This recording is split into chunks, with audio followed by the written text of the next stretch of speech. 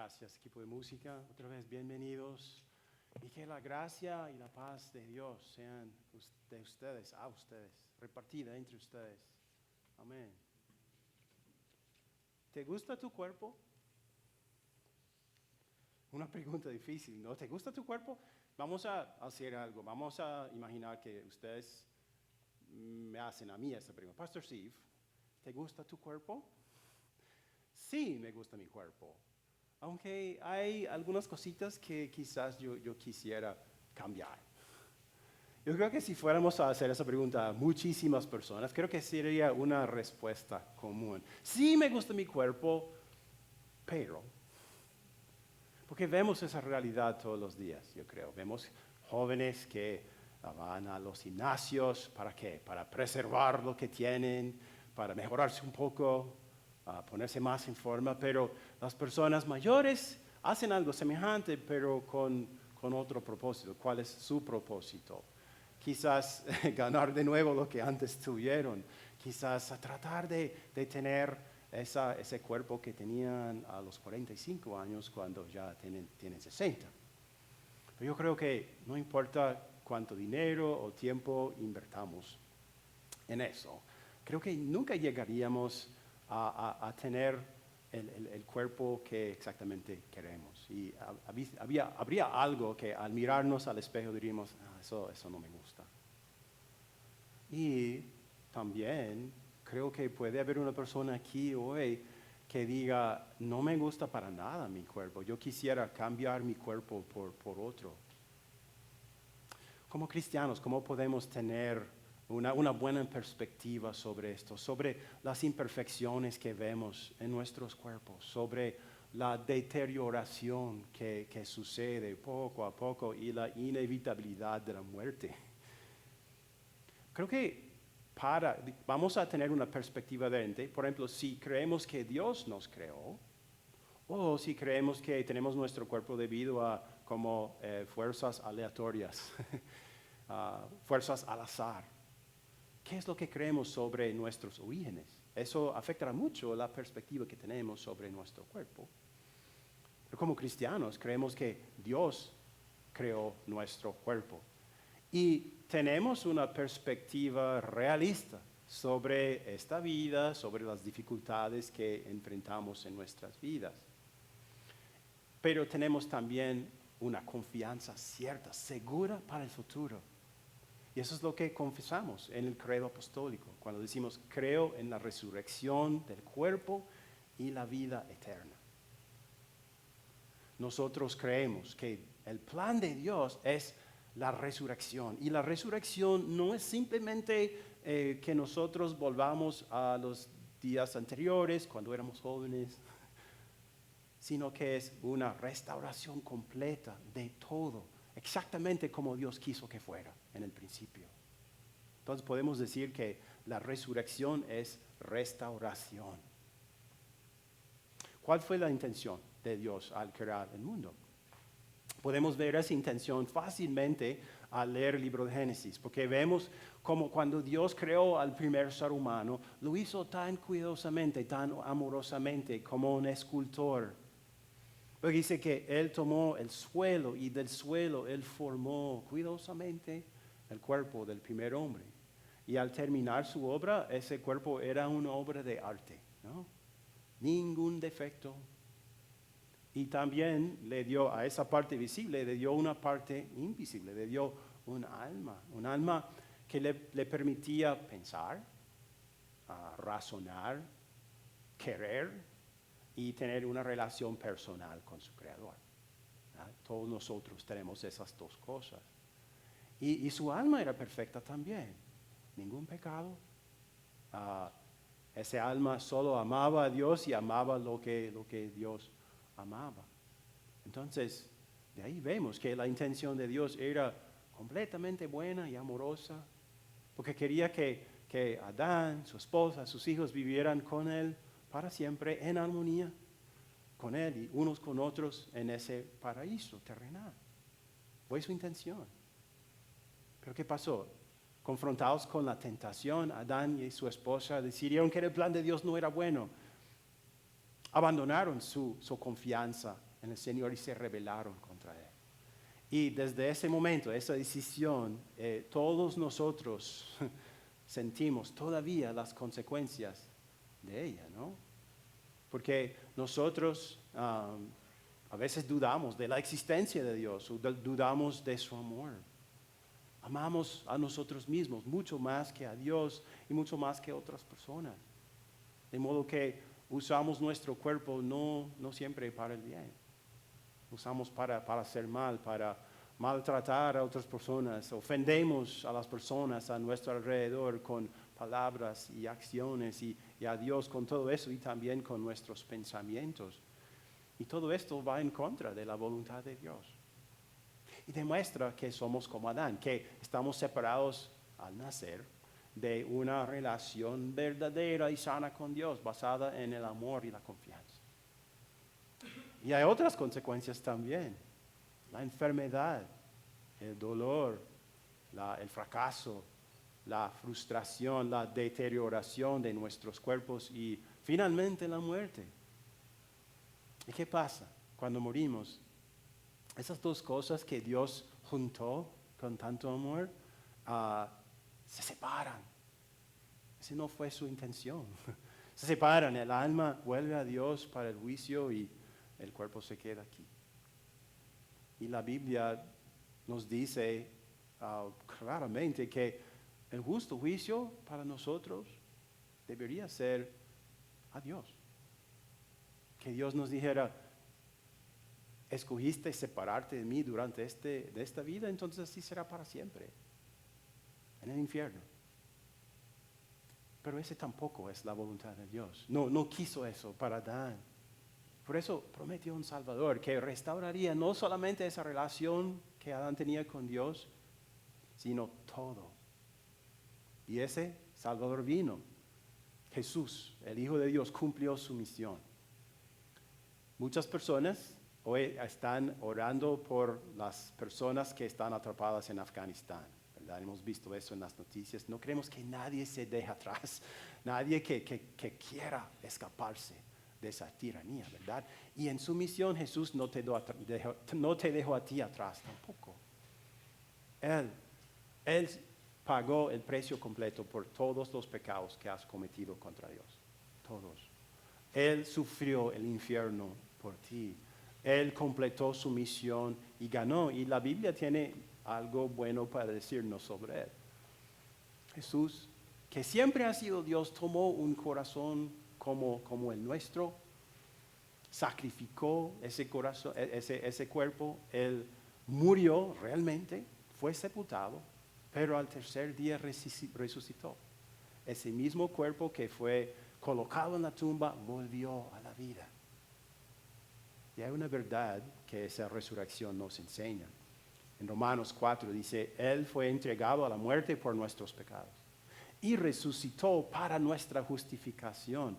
El hecho de que Jesús resucitó nos dice a nosotros que Dios nos ha justificado, nos ha declarado inocentes de todos nuestros pecados. Su resurrección es la prueba de esto. Pero muchas personas no creen en que una persona pueda resucitar o en que Jesús resucitó. Pero muchas personas lo vieron. Muchas personas vieron a Jesús morir, vieron que colocaron su cuerpo en la tumba, estaba muerto, y lo vieron después de su resurrección. Si Dios resucitó a Jesús, muchos testigos lo vieron, es la prueba de que Él puede y que sí resucitará a los muertos. Si Dios cumplió su promesa y resucitó a Jesús de entre los muertos, cumplirá su promesa de resucitar a todos los que creen en Él. Jesús nos dijo esto en Juan capítulo 6. Él dijo, porque la voluntad de mi Padre es que todo el que reconozca al Hijo y crea en Él, tenga vida eterna. Y yo lo resucitaré en el día final. Fue la segunda lectura para hoy, ¿no? Y hace unas semanas hablamos de esto, de que Jesús volverá y que juzgará a los vivos y a los muertos. No sabemos cuándo sucederá ese día, solo Dios sabe, pero la verdad es que vendrá, ¿no? Pero ¿cuál debe ser nuestra actitud acerca de ese día? quiero que piensen en algo ahora. Ahora hay 7.9 mil millones de personas en este mundo. En la historia del mundo, ¿cuántos funerales crees que han ocurrido? Miles de millones, ¿verdad? Y de esos funerales, ¿cuántos de ellos habrían sido básicamente un hoyo negro sin esperanza, solamente de luto y lágrimas? Demasiados funerales, ¿verdad? Pero el funeral de un creyente, ¿cómo es o cómo debe ser? Es una celebración de victoria, de vida y de esperanza, porque creemos que, como dije a los niños, reales y de corazón, cuando sembramos el cuerpo de una persona que cree en Jesús en la tierra, creemos que esto no es todo, no termina aquí, que hay un futuro glorioso. Y eso es lo que Pablo dice en 1 Corintios 15. Este es nuestro texto para hoy. Dice, así sucederá también con la resurrección de los muertos. Lo que se siembra en corrupción, resucita en incorrupción. Lo que se siembra en oprobio, resucita en gloria. Lo que se siembra en debilidad, resucita en poder. Se siembra un cuerpo natural, resucita un cuerpo espiritual. Si hay un cuerpo natural, también hay un cuerpo espiritual. Así está escrito, el primer hombre Adán se convirtió en un ser viviente, el último Adán, Jesús, en el espíritu que da vida. Entonces, ¿qué hacemos nosotros? Colocamos un cuerpo sin vida que eventualmente sucumbió a la enfermedad o a la vejez en la tierra, pero resucita inmortal y no podrá morir jamás. Colocamos en la tierra un cuerpo que durante toda su vida, hasta el último momento de la muerte, estuvo sujeto a la influencia del pecado, a las consecuencias del pecado, pero resucita fuera de la influencia del pecado, reflejando la gloria y la santidad de Dios completamente. Sembramos un cuerpo en la tierra que tenía muchas limitaciones físicas y mentales, limitaciones que se aumentaron con los años, visiblemente. Pero ese cuerpo resucita en el último día sin limitaciones. Martín Lutero habló sobre esto, dijo esto. El cuerpo débil y desprovisto de toda fuerza y poder, mientras yace en la tumba, será tan fuerte que con un dedo podrá levantar este edificio de la iglesia y jugar con una montaña como juegan los niños con una bola. Nada de lo que decida hacer le será imposible. Se volverá tan ligero y ágil que volará de la tierra al cielo en un momento. Muchas personas creen que nuestra existencia en la eternidad será una existencia solamente como un espíritu, como volando entre las nubes.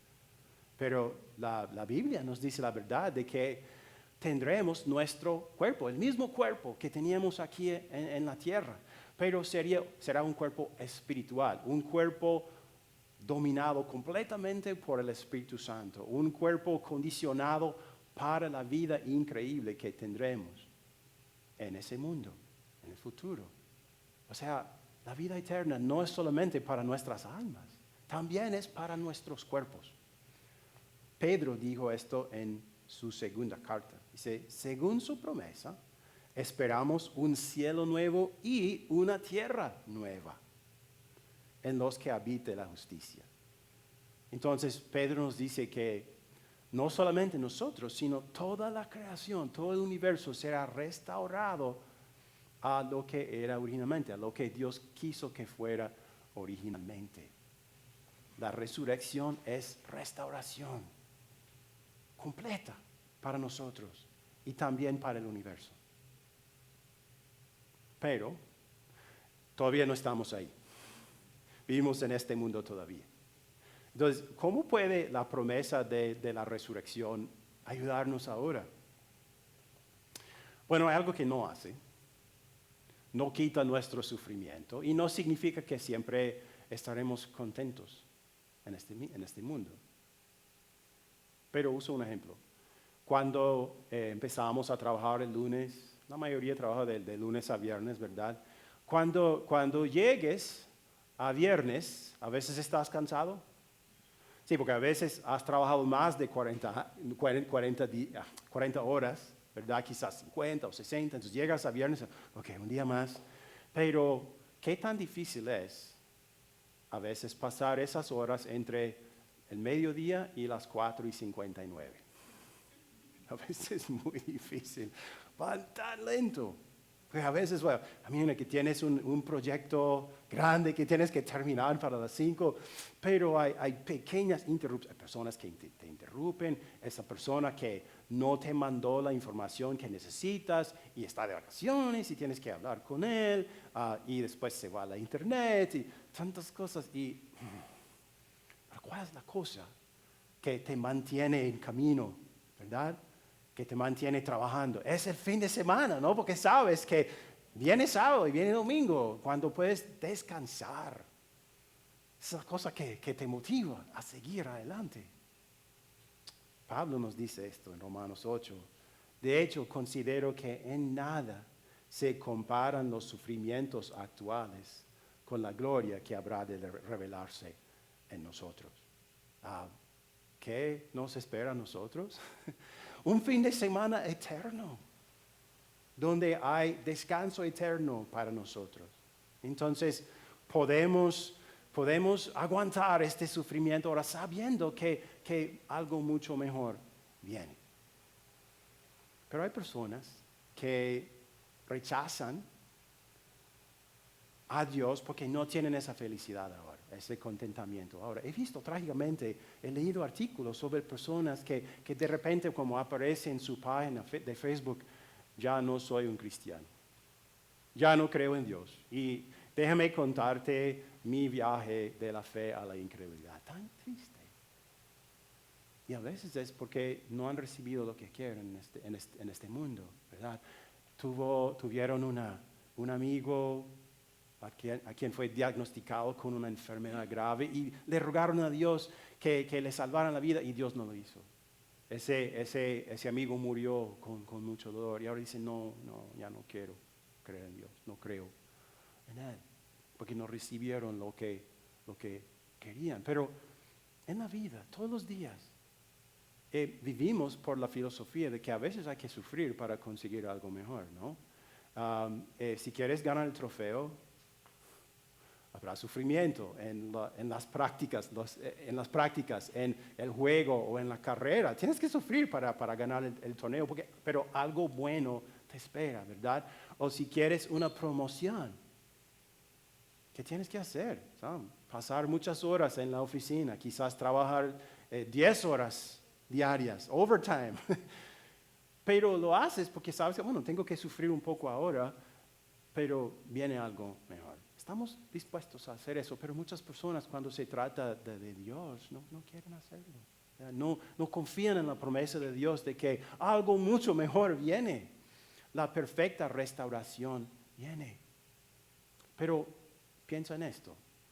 Compara el momento más feliz que puedes tener en esta vida con la felicidad que tendrás en la eternidad. ¿Hay comparación? No.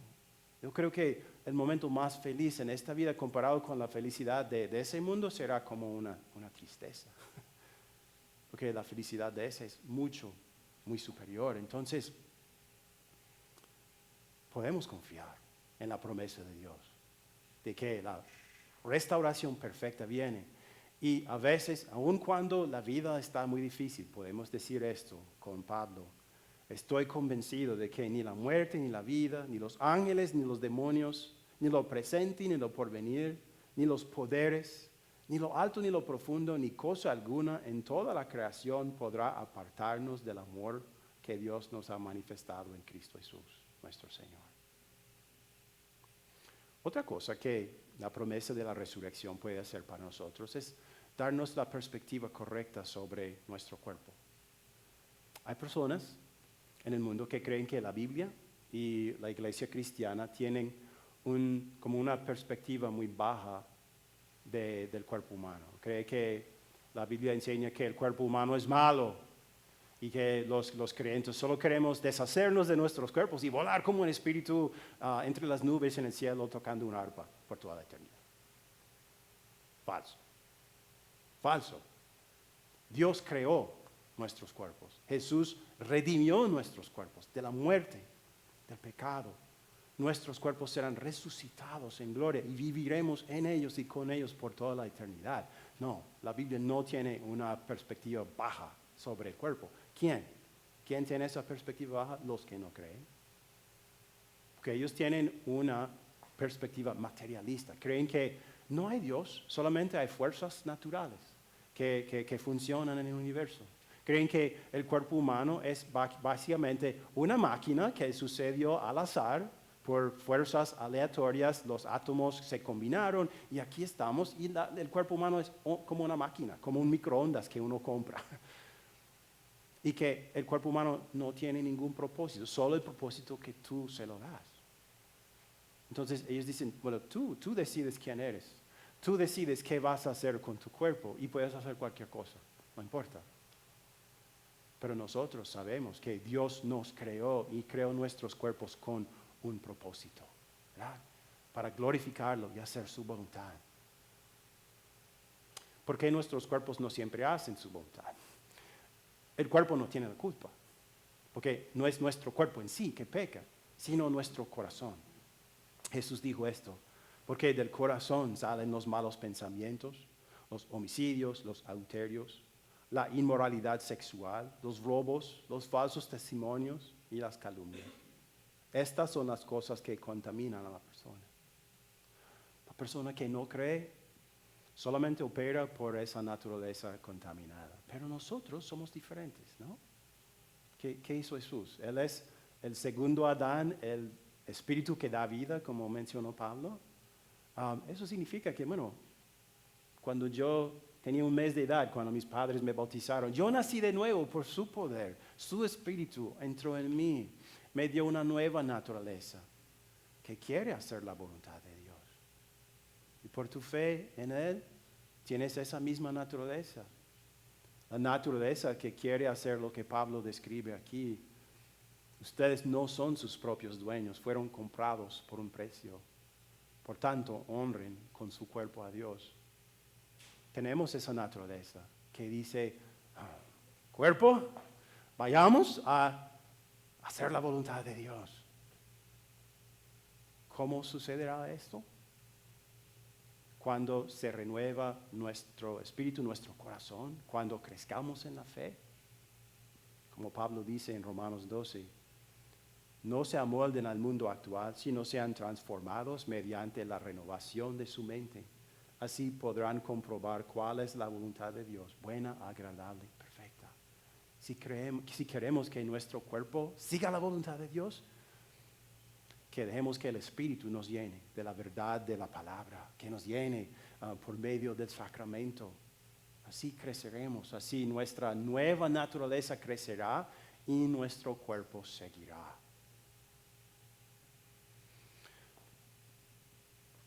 Un profesor mío de la universidad siempre tenía en su salón de clase este cartel. Era muy viejo, amarillo. Says, I know I'm somebody because God don't make no junk. Gramáticamente incorrecto, pero dice, yo sé que soy alguien porque Dios no crea basura. Ese profesor era brillante, un hombre brillante, y me enseñó mucho.